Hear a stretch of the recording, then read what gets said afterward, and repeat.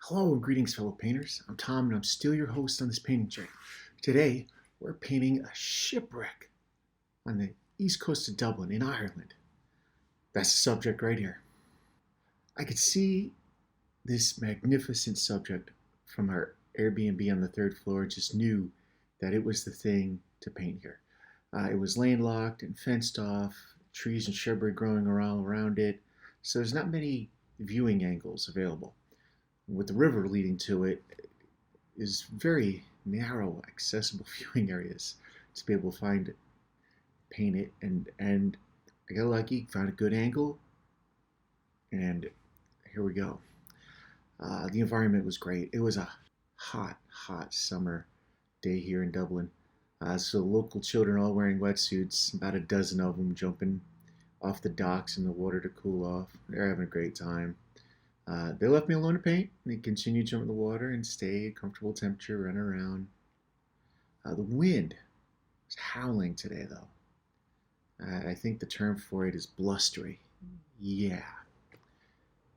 It was about 15, 20 knots, gusting to 25 at times. That's only a guess. I don't have an anemometer with me to gauge how fast the wind was howling. But did make sure I was set up for everything when I started painting, so none of my gear tips over, anything flies away, my easel stays upright. The shady spot I was relegated to pick, combined with the wind, made for an unexpected chilly experience. The kids, just right off the distance, they were having a hot time, and I was in the shade of a building, right in the wind. I was not getting all 20-25 degrees of the Celsius. Now, I wasn't expecting to be chilly, and I was a little underdressed. So that was my learning lesson, is to ensure I have a hoodie and layers for me to go up to or downgrade from, depending on the change in the weather and temperature. It being a hot summer day with the kids outside running around, jumping into the river off the docks, I knew it was hot. Maybe a placebo effect, but relatively speaking, it was very chilly for me, and I had to warm up afterwards. And it's just because I was in the shade and the wind, and the exposure to the elements is, we're all merely human, and don't set yourself up for failure. Just set yourself up for success when you prep yourself to go out, and stay comfortable. It'll help your paintings come out a lot better. I violated my guidelines a little on this one, specifically light to dark. I got a little ahead of myself, layered in some white of the shipwreck a little too early. It was exciting, and I couldn't control myself. I saw it, and I wanted to put it in there, give it the shape, give it the feel, but it made for painting the darker areas around it more exacting of a chore. For some reason, my hand was steady enough, and the paint was flowing smoothly enough to pull it off. I also experimented with a lot more greens in this painting. There are some vibrant colors in the shrubbery, some deep purples, reds, vibrant yellows, playing in the wind. It really helped set off the scene that I had to include.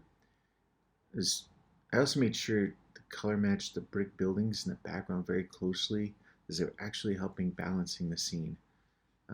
It's something a personal thing, is to ensure there's balance in my scenes, especially of this nature. During the painting, few things happened. Enjoyable distractions, as I like to call them. And I may use that term in the future. First was a windsurfer on an inflatable surfboard.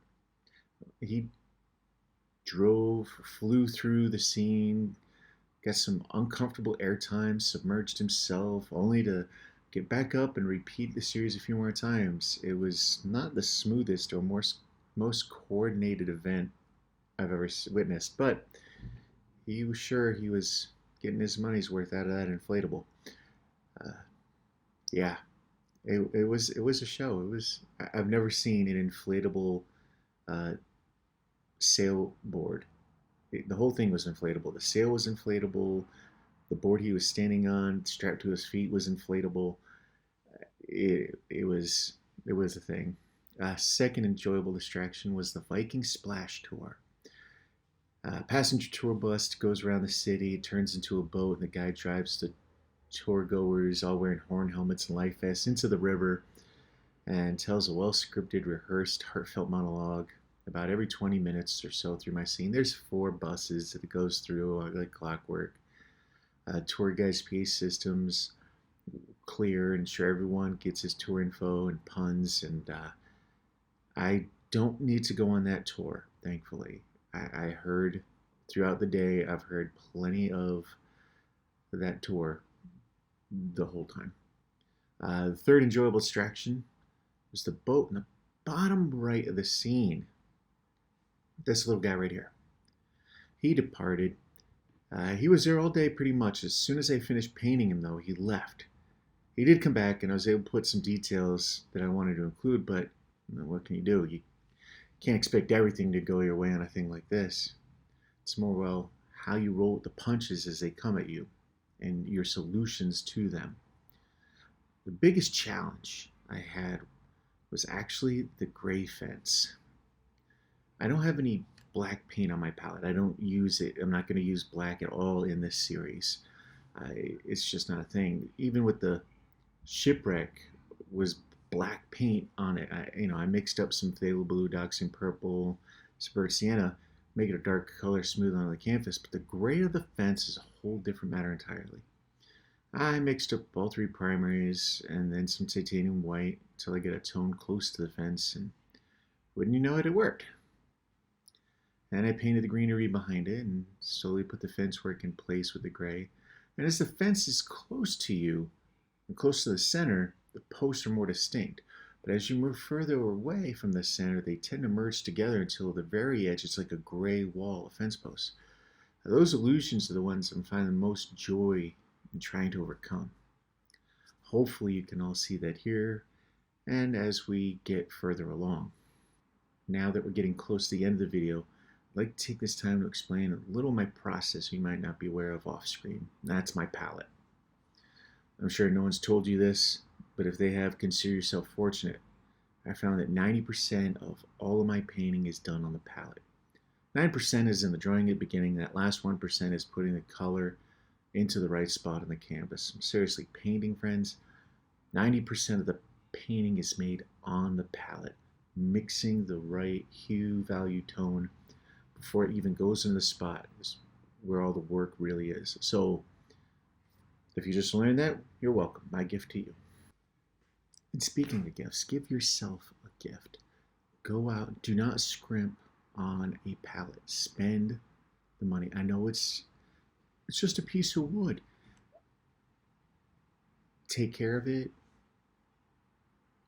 Put a couple coats of polyurethane on it. Protect it. This is your workspace. This is where all your work's going to come from on the painting. It's where all the paint gets mixed up. It's right there. It's being held. If you're a right-handed painter, it's being held in your left hand. And for the most part, it doesn't matter which hand you are. You hold it close to your heart, and that's got to mean something. I mean, you're holding it right here. You're working in a space right here to get the exact tone, the value you're aiming for with each spot you're putting together to tie your painting together. And it's vital. So please don't scrimp on this. Take care of your palette. Nice, warm, neutral wood tone. Some polyurethane to protect it, keep it clean. After each series of paintings you do, get that thing cleaned up and sanded down and repolyurethane. It It'll last you, and it'll be your best piece of kit. Well, then here you go, the shipwreck. Tune in next time we go someplace new to paint. And here's a hint. We're still painting in Dublin, Ireland. It's a different landmark. Something I saw and was really excited about. So it's got a great history. We'll go into it a little bit next episode. So don't miss out. Smash that bell. Turn on your notifications so you'll be alerted to all the upcoming content. And a huge thank you to those that already liked and subscribed so you keep up to date on all my adventures. And I hope you have a great day and happy painting. Bye.